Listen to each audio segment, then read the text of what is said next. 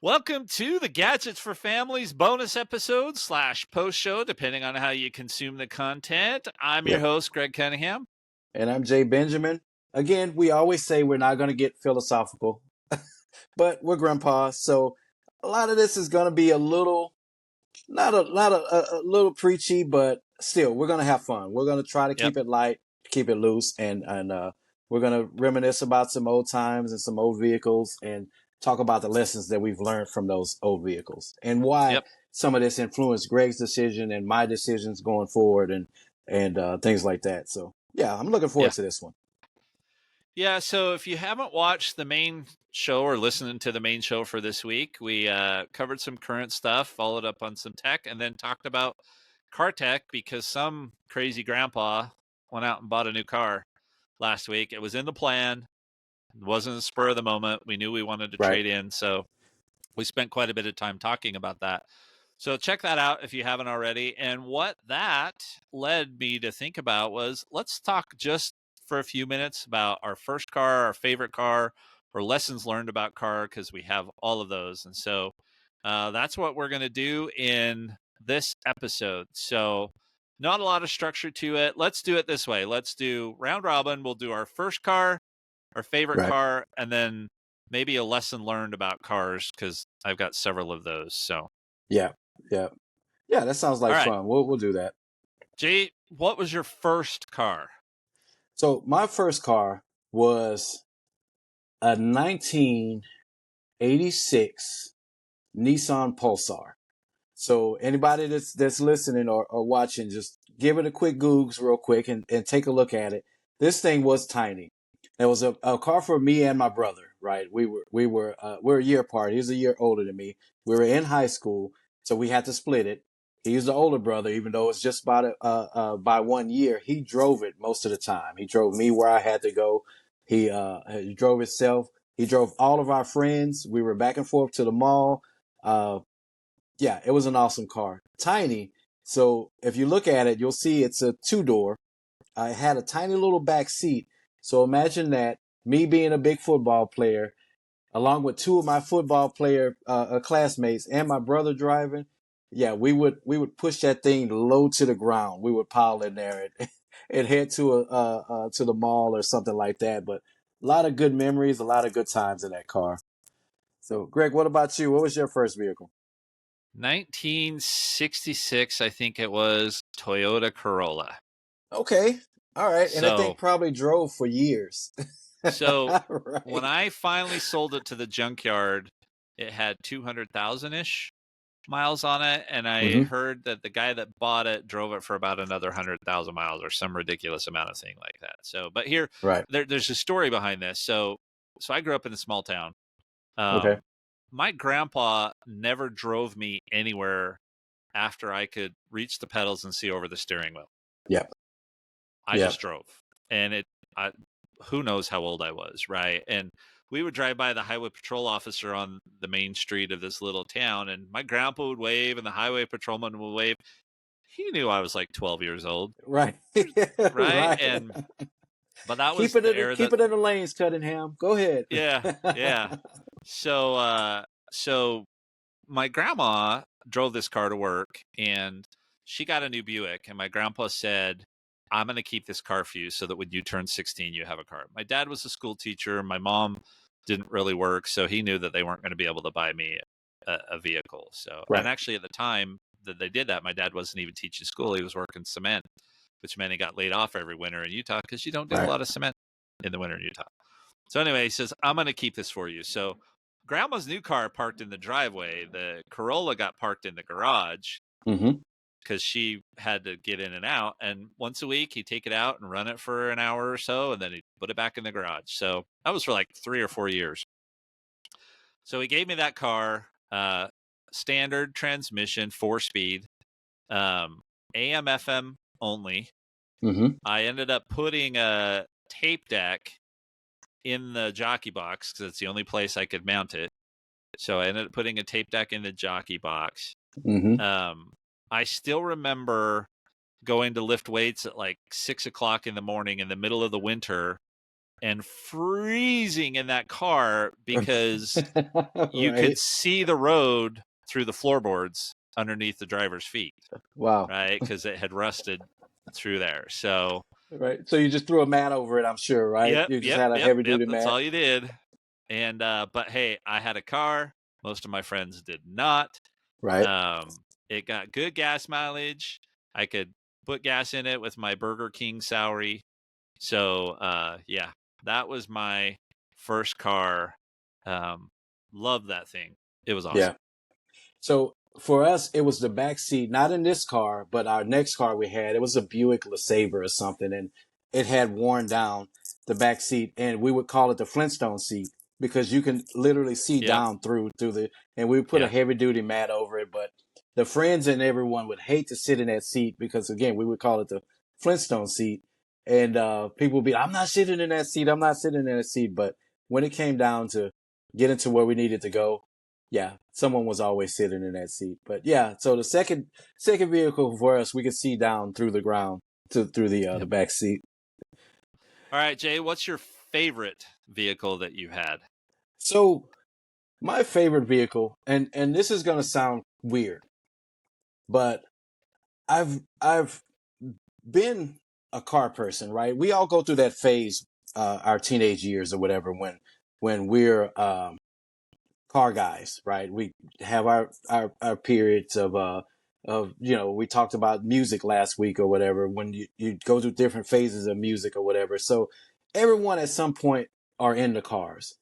Me, I was always in the cars, but I was never like a big time car lover, right? So I never really was like, oh, I always wanted, and also too, I've never been a fan of trucks, right? I've never owned a F-150, a Silverado.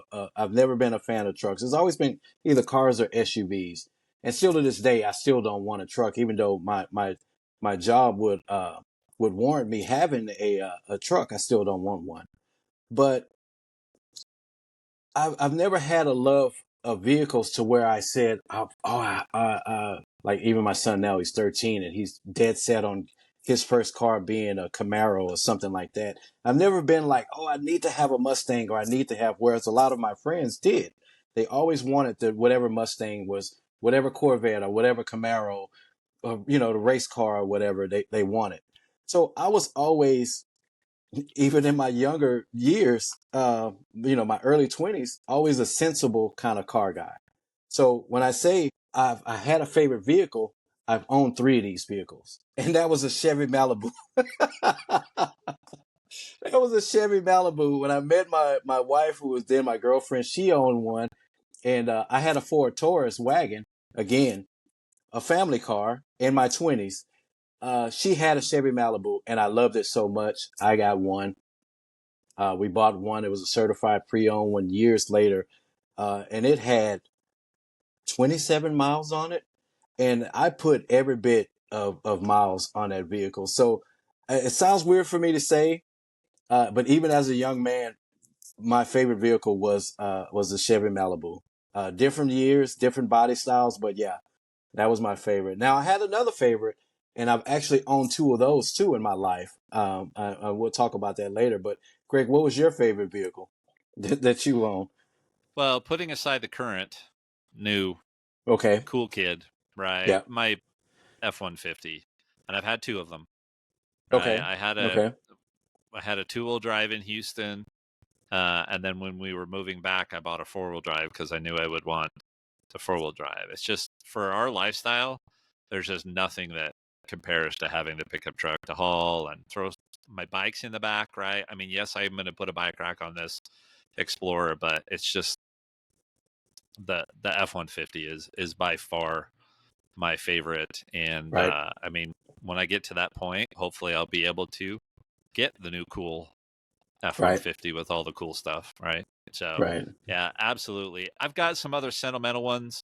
Um, when we sold that car, my dad bought me a little small Dodge small pickup truck, and he decided he liked it, so then he put in an engine in a Chevy. It wasn't the Malibu, but it was the one before the Malibu, one smaller than the Malibu. And so then I got Hmm. that, and Dad got the little cool pickup truck. So that one was sentimental. Yeah. But yeah, F-150 I think is absolutely my favorite. So do you consider yourself a truck guy? Like, because you said your next vehicle is definitely going to be either F-150 or if, something else fancy comes along, I'm sure you'll jump in that. But do you consider yourself a truck guy? Yeah, I mean, size, fit, how comfortable I am being up off the ground, all of those things. I mean, Right. honestly, the Explorer's more truck than it is car, right? I mean, it's I closer think to a so. truck than it is to a car.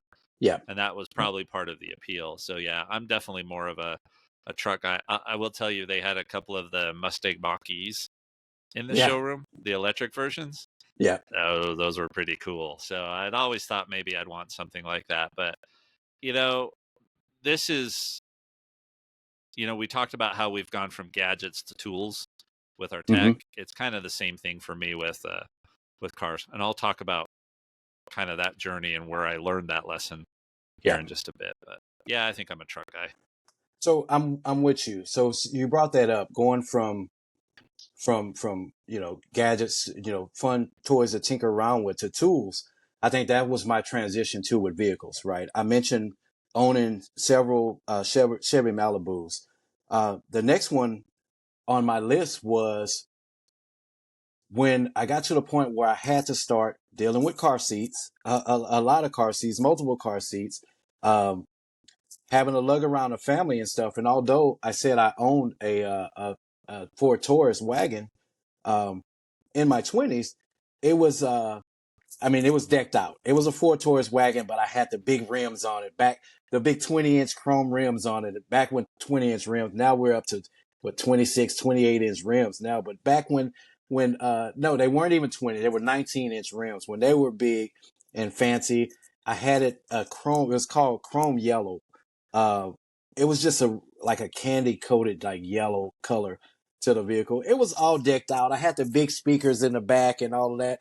It was in my childhood. I know people listening probably like, this old man rode like that, but uh, even though it was a family vehicle, I didn't treat it as a family vehicle. But back to the point was when I transitioned into, I need a more functional vehicle for family. I need those safety features and stuff.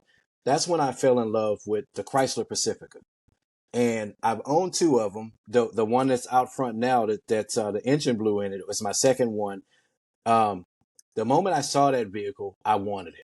I'm like, wow, this is really nice. Went to a car lot and saw a couple of them.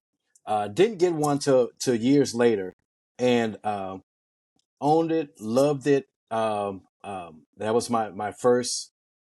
I guess it was considered a crossover more than an SUV until they got years down the line, they got bigger, and then now they're considered a minivan now instead of an SUV. But yeah, I love that, and that made that transition for me to when I got my second one, which is this one that I have outside. Um, yeah, I loved it. I got into a wreck in my first one. A guy T-boned us, me and my son, and he ran a stop sign. It was here in the neighborhood, a few blocks down the road here in the neighborhood. He just blew past the stop sign and hit us in the back. No one was sitting back there, but it was a pretty bad impact to where we ended up in the yard. We were on the street. We ended up in the yard, in the whatever neighbor we were passing by, and pretty bad impact. I was still able to drive it home. Not only was I able to drive it home, my son went to school that day. So, we had a pretty bad accident. Was able to drive the truck home. The insurance company sent a truck here. They picked it up and took it to the dealership. But I was like, wow, like a side impact like that, still able to drive it home and still function. And we both were safe. No medical claims, no issues or anything like that. So impressed with that vehicle, had to buy it over again. So, but that was why I own three Malibus and two Chrysler Pacificas, because again, I'd never been just a lover of vehicles to where I just had to go out and just say, oh, I have to have this vehicle, and put myself in all kinds of debt and burden and stuff like that just to be able to show off a certain vehicle. So thankfully, I never had that issue. So, what about lessons learned? What lessons would you share? Because then I want to share a story and the lesson I learned about gadgets versus tool vehicles. So Right. what lessons would you share in your wisdom from back in your day? Yeah. What lessons about vehicles would you share with our audience? So one of the things I've learned, and you know, Greg, you know, from having a bunch of raggedy vehicles and having to do minor repairs and stuff like that. One, you learn how to be self-sufficient with these vehicles, right? You know how to get a car back on the road as long as it's nothing major, right? I'm not a mechanic. Um, Again, I've never been a car guy, but the alternator goes bad. I don't have to go and spend several $100s replacing the alternator because that's just something I can do. Oil changes, things like that. And one of the things I've learned by buying Chevy Malibus and cars like that, Ford Tauruses, for example, those I forget, they have a name for them, but they're like those standard kind of mass produced cars that these manufacturers make. Um, the parts are cheap. The parts are readily available everywhere, right? These are parts years down the line.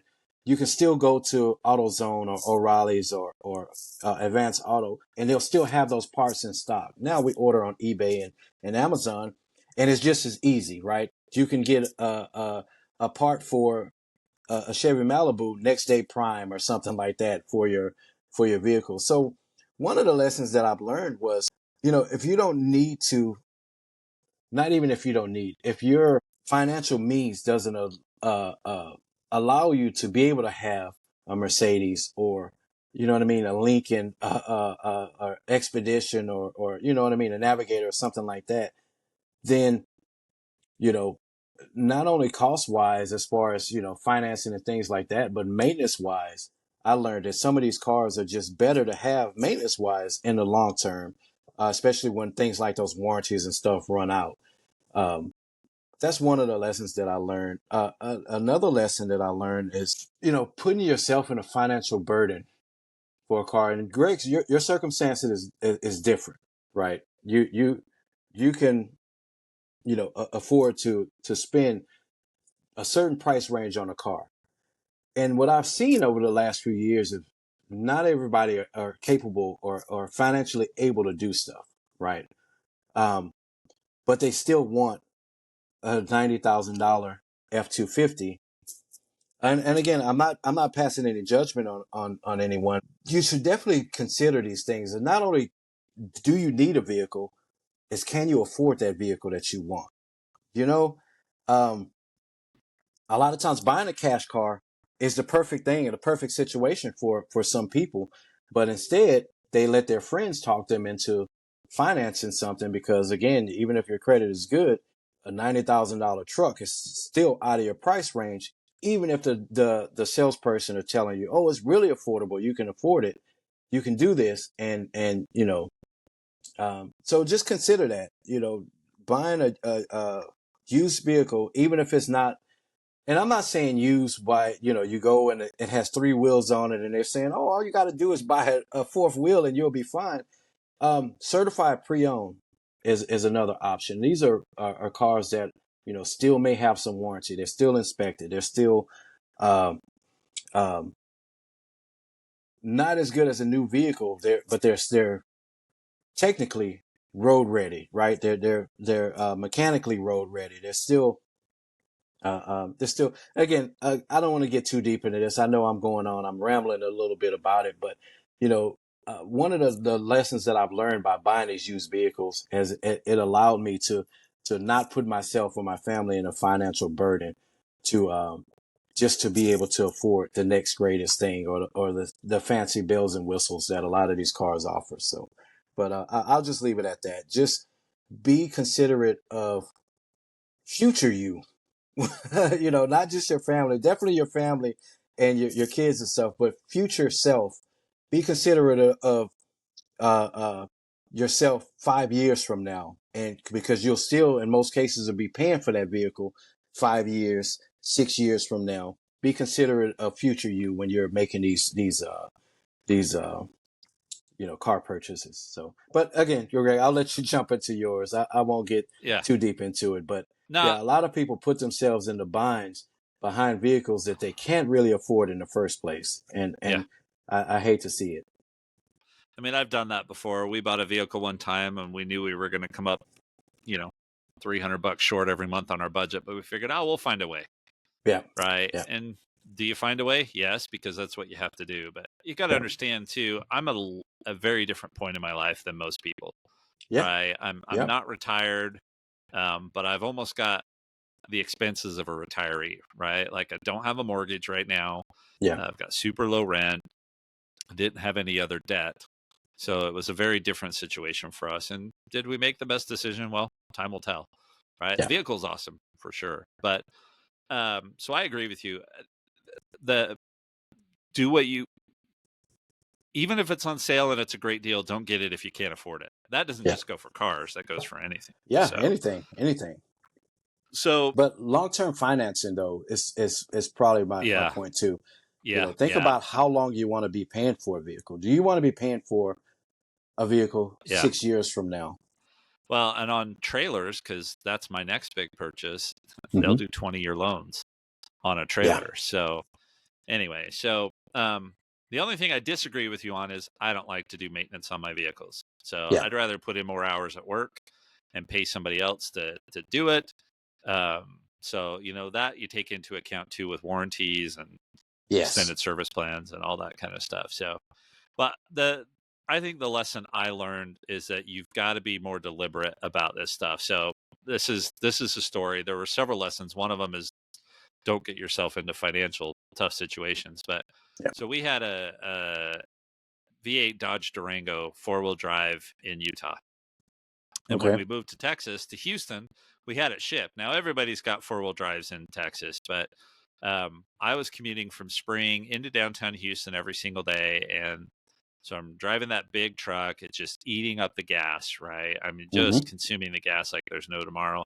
And then in the parking structure, every time I'd go into the parking structure, I'd worry about clipping that thing on the parking structure, right? Because it's a really tall vehicle. It's not really designed for driving around downtown big city Yeah. kind of stuff. And so, we agreed, hey, let's not do that.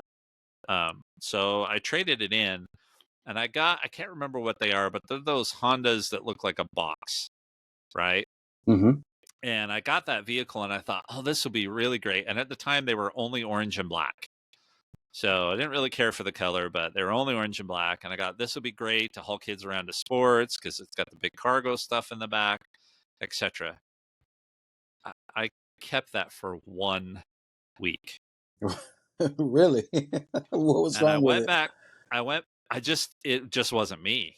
I mean, Yeah. talk about an impulsive buy, wasn't me. And so I went back to the dealer and they said, oh, yeah, well, we'll give you a really good deal. And I didn't really dig in or ask details. Well, what they meant is they took a little bit off the price of the vehicle I traded it in for. Yeah. And I ended up buying one of the Honda CRVs, leather, all that kind of stuff. Part of it was I knew I was going to be driving executives around potentially. And so that Honda just wasn't going to, Yeah. cut it. So, yeah, I bought 2 vehicles in 2 weeks. And trust me Yeah. when I say I was upside down by the time I was done with all of this stuff, right? So Yeah.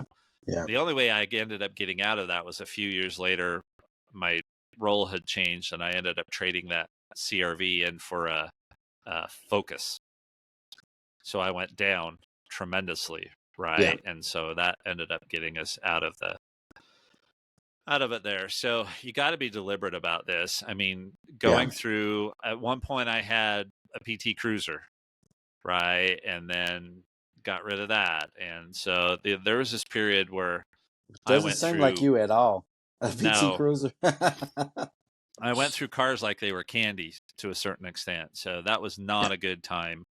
I don't even want to know how much money I spent and how much interest and how much savings I could have had if I Yeah. had been smarter there. So, but you learn some of these things and you try and pass these lessons on to folks. And so hopefully Right. I've learned from that. And, which is why I haven't bought a vehicle in 8 years or 7 years, because we bought 2016 and 2017. I haven't bought a vehicle. And, so just anyway, that's when I realized that I needed to have vehicles, not because I wanted cool stuff, but because I needed the right kind of vehicle to do the job. So Yeah. Yeah. Yep. And when you talk about being deliberate too, I agree 100% because it goes back to, like I was saying, not even about, getting yourself in a financial bind, but so many people just, we talk a lot when we mention technology, right? People get way more than what they need. You know what I mean? And that comes with that financial burden. One is having way more truck than you need, right? If you work, I noticed it. And again, not to down talk anybody, because I don't want to offend anybody that's in this situation. But when I was at Halliburton, we were in the office all day, right? We weren't hauling anything. We worked in technology, right? That was 90% of the people in the building worked in technology. We were networking and telecoms and a few other departments, all technology.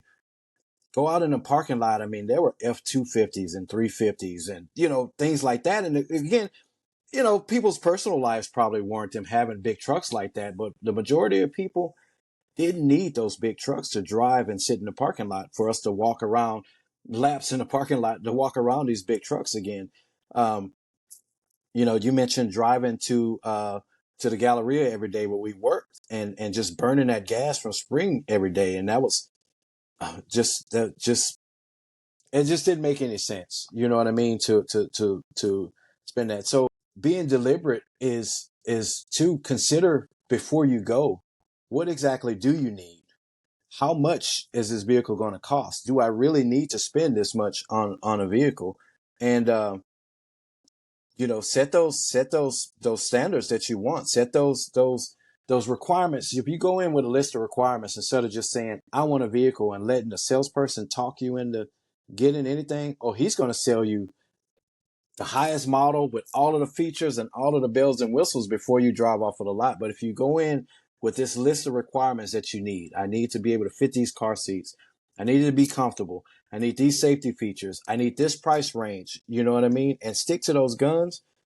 Yeah, be deliberate about all of that. You'll come out of that situation a lot happier than you would just going with the flow or just going with salesman recommendations. So yeah, be deliberate about your car purchases and consider future you and the bind that you're going to put that person. Yeah, I mean, even though we ended up with something we hadn't planned on, we were more deliberate. We knew more of Yeah, what we wanted in this than we right, ever have before.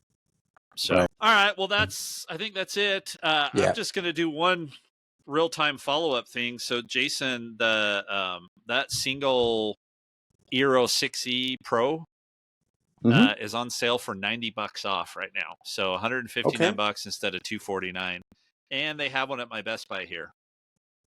Yep. So, I'm actually in the app right now because they only have 2 of them in stock, placing an order for pickup. Yeah. Yeah.